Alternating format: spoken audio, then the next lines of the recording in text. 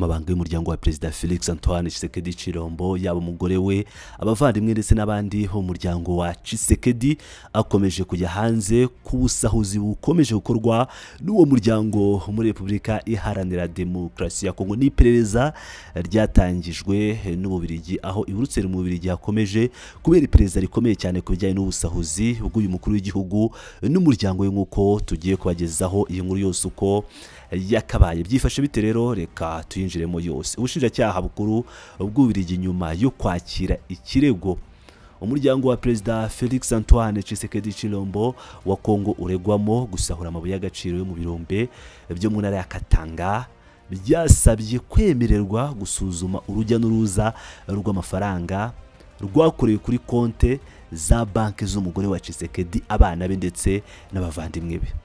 Ni icyemezo Africa Intelligence dukesha inkuru yagaragaje nk'intambwe ikomeye muri iriya perereza ku muryango wa Tshisekedi riri gufata isura ya politiki y'ubutabera n'iy'ububanyi n'amahanga. Kuwa munani Nyakanga nibwo abanyamategeko Bernard na Brieux Menya bahagarariye imiryango itari ya leta yo muri Katanga ndetse n'abayobozi bane ba sosiyete icukura amabuye y'agaciro muri Katanga ya Jekamine batanze ikirego kiregwamo abantu 9 bo mu muryango wa Tshisekedi.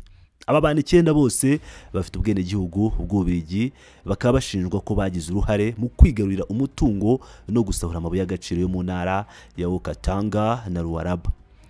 Abatanze ikirego babashinja ibikorwa bya ruswa, uburiganya no kwinjiza amafaranga avuye mu bikorwa bitemewe byakozwe biciye mu micungire itagaragaza ukuri kw'ahantu hatandukanye hacukurwa amabuye y'agaciro mu majyepfo ya Repubulika ya Demokarasi ya Kongo. Kuki konti za banki zigomba gusuzumwa? Gusaba kugenzura konti za banki za Madame Denise Nyakeru n'abandi mu muryango wa Tshisekedi bigize igice cy'iperereza kijyanye n'imikoreshereze y'amafaranga. Abagenzacyaha b'Ababiligi barashaka kumenya niba hari inzira zerekeye kunyereza amafaranga, niba hari amafaranga yaba yaravanwe mu gihugu cyangwa ishoramari ryaba ryarakozwe hifashishijwe umutungo ukekwa kuba ukomoka ku bucukuzi bw'amabuye y'agaciro.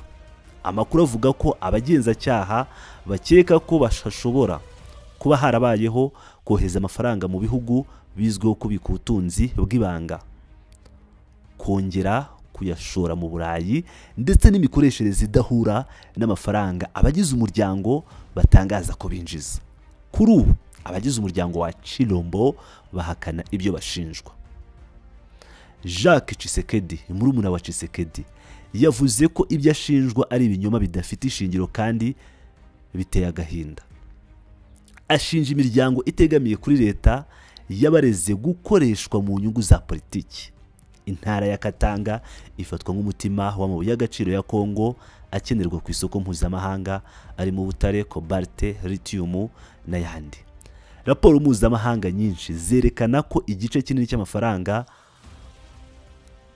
aturuka muri ariya mabuye y'agaciro cyangwa ari amabuye y'agaciro yinjije hagati ya 2017 na 2024 abarirwa muri miliyaridi 129 z'amadolari atarigeze yinjira mu isanduku ya leta. Ububirigi bwatangije gukurikirana abaregwa kubera ko bafite ubwene gihugu bwabo. Kuri ubu bamwe mu banyekongo baba mu Bubirigi hari abatangije inyandiko zisaba ko umutungo w'umuryango wa Tshisekedi wafatirwa by'agateganyo. Ibi bikorwa by'iperereza by'Ububirigi bikomeje gutera impagarara mu nzego za politiki za Kongo, aho bamwe mu banyamategeko n'abasesenguzi batangiye kwibaza niba bitaba intangiriro y'ibihe bishya byo kugaragaza aho umutungo w'igihugu ujya no guhangana n'ihohoterwa rikomeje kuvugwa mu bucukuzi bw'amabuye y'agaciro. Nyuma y'uko ibisabwa n'abagenzacyaha b'Ababiligi bitangajwe ku mugaragaro, imitwe ya politiki itavuga rumwe n'ubutegetsi Kinshasa yatangiye kubyaza umusaruro aya makuru. Abadepite bo mu ihuriro Ensemble pour la République n'andi mashyaka atavuga rumwe n'ubutegetsi bavuze ko iki ari ikimenyetso gikomeye cy'uko imikorere y'umutungo wa rubanda idasobanutse. Bavuze ko icyo bita umuryango w'abigaruriye inzego za leta kigomba kwitaba ubutabera mpuzamahanga kugira ngo abaturage bamenye ukuri ku birego by'imyaka myinshi. kuri leta ya Kongo iri perereza rishobora kuba ikindi kibazo gikomeye mu mubano wayo n'Ububiligi wari usanzwe urimo igitutu kubera ibibazo by'abenegihugu b'Ababiligi bafunzwe muri Kongo hamwe n'ibibazo by'ibikoresho by'intambara byafatiriwe n'urwego rw'iperereza rwa Kongo. Umunyapolitike umwe wo mu ishyaka UPDS utashatse ko amazina ye atangazwa yabwiye itangazamakuru ryo mu Bubiligi ko ibi byose bikorerwa perezida nk'umuntu bigamije kumuharabika, ariko yongeraho ko leta isabwa kugaragaza ihumure mu gukemura ibibazo byose birebana n'imicungire y'umutungo wa rubanda. Abasesenguzi mu bya diplomasi babona ko uko Ububiligi bukomeza gufungura inzira zose z'iperereza, ariko Kinshasa nayo ishobora gufata ingamba zikomeye mu kwerekana ko ibyo bikorwa biri gukorwa ari ubushotoranyi bushingiye kuri politiki mpuzamahanga.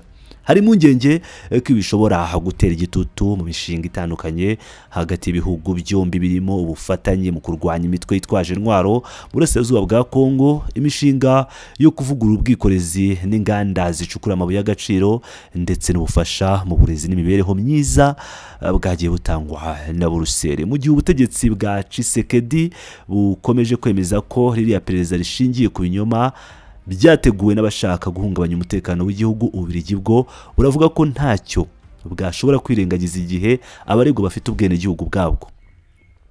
Abashoramari bakora mu bucukuzi bw'amabuye y'agaciro bemeza ko iryo perereza riri guteza igihu cy'ubwoba ku isoko. Umuyobozi muri imwe mu makampani y'Abanyafurika acukura cobalt yagize ati, iyo imiryango y'abayobozi bakuru ijyanwamo nuvuga ngo ishyirwa mu iperereza rikomeye cyangwa iperereza rigari nk'iri, isoko rihita risikamirwa. Nta mucuruzi cyangwa igihugu cyifuza gushora imari ahari umutekano muke mu micungire y'umutungo. Ibi bishobora kugira ingaruka ku mushinga munini wa chaîne de valeur de batterie uhuriweho na Repubulika ya Demokarasi ya Kongo na Leta Zunze Ubumwe za Amerika uharanira kubaka uruganda rukora bateri z'imodoka z'amashanyarazi mu misozi ya Katanga. Mu mijyi ya Lubumbashi, Likasi na Kolwezi, abaturage baganiriye n'itangazamakuru bavuga ko iki kibazo gishobora kuba urufunguzo rwo gutuma amafaranga y'amabuye y'agaciro agera ku baturage. Umuturage witwa Mileye Kabange yagize ati, twumva amamiliyari n'amamiliyoni yose avugwa buri mwaka, ariko ubuzima bwacu ntibusubira ku murongo. Niba Ububiligi bufite ubushobozi bwo kumenya aho umutungo ujya, nibakomeze. Abandi ariko babona ko iba ari uburyo bushobora guteza akaduruvayo mu gihugu, cyane cyane mu bihe Repubulika ya Demokarasi ya Kongo irimo gutegura amatora y'abadepite n'abasenateri mu nzego zimwe na zimwe. Abavugizi ba Perezida Tshisekedi n'abo muryango we bakomeje gutangaza ko iby'iperereza nta shingiro bifite, kandi ko riri gukorwa ku gitutu cy'amatsinda y'abantu bafite inyungu mu guhindura imiterere y'ubutegetsi bwa Kongo. Bavuga ko nta kintu na kimwe cyemeza gusahura amabuye y'agaciro, ahubwo ko ari uburyo bwateguwe n'abanyamigambi b'abakongomani baba mu mahanga bafashwa n'abanyapolitike bo mu karere.